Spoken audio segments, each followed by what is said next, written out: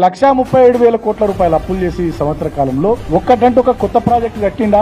కేసీఆర్ గారి పరిపాలన అంటే ఇవాళ తెలంగాణ ప్రజానీకానికి ఒక పాలమూరు రంగారెడ్డి ఎత్తిపోతల పథకం కనబడుతుంది, ఒక మిషన్ భగీరథ ప్రాజెక్టు కనబడుతుంది, ఒక కాళేశ్వరం ప్రాజెక్టు కనబడుతుంది, ఒక యాదాద్రి థర్మల్ పవర్ ప్లాంట్ కనబడుతుంది, ఒక యాదాద్రి గుడి కనబడుతుంది, సచివాలయం కనబడుతుంది, 150 అడుగుల అంబేద్కర్ విగ్రహం కనబడుతుంది, 46,000 చెరువులు పూడికలు తీసిన విధానం కనబడుతుంది. అదే విధంగా బ్రహ్మాండంగా రైతులకు రైతు బంధు గాని మిగతా కార్యక్రమాలు చేసినవి కనబడతాయి. 24 గంటలు ఉచితంగా రైతాంగానికి కరెంట్ ఇచ్చింది కనబడుతుంది.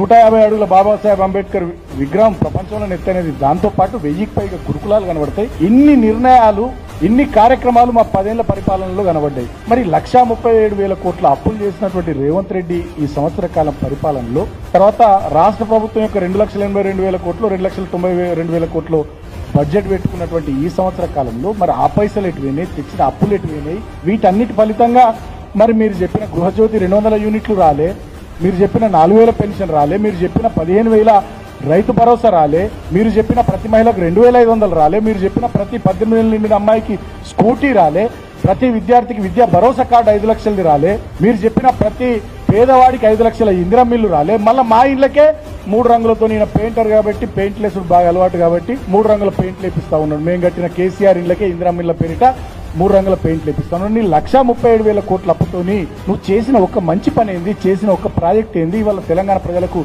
ఏం కనబడుతుంది ఈ సంవత్సరంలో అంటే లగచర్లలో లంబాడ బిడ్డల మీద అర్ధరాత్రి పోలీసుల దాడులు కనబడతా ఉన్నాయి. తిరుపతి రెడ్డి అనే నీ సోదరుడి నాయకత్వంలో నీ కొడంగల్ నియోజకవర్గంలో లగచర్లలో లంబాడ బిడ్డల మీద దాడులు కనబడతా ఉన్నాయి ఈ సంవత్సర కాలంలో.